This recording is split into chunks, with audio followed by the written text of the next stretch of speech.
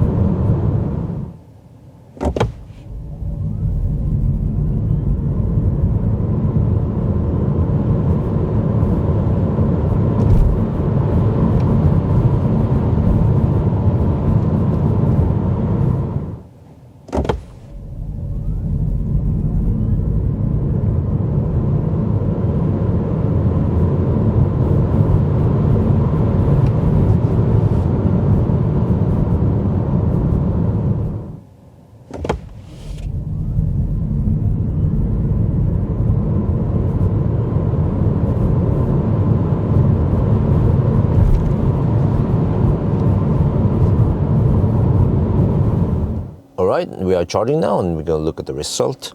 So the Firefly in terms of acceleration is roughly on par with the Renault 5 E-Tech. It's just very tiny differences there. They're way roughly the same. Renault 5 has slightly more power.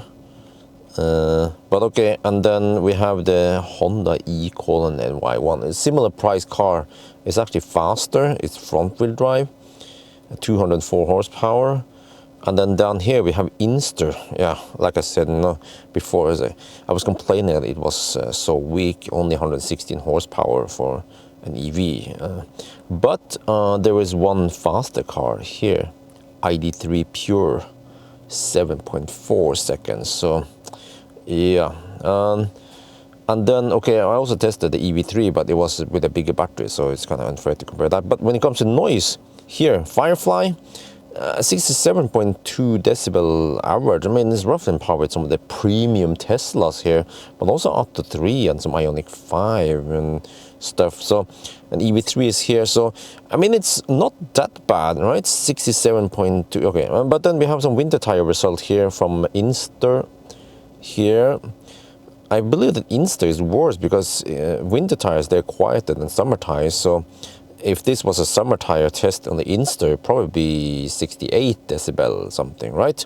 But this is not the best result in this price range, this affordable car price range, reasonably priced car price range, because up here you will have there Volkswagen ID3 Pure, 65 decibel, very nice noise level, actually 17th row or 16th place. Yeah, it's right on top there. So Germans are still the best in this category, but at least this Firefly scores well, and it doesn't cost that much.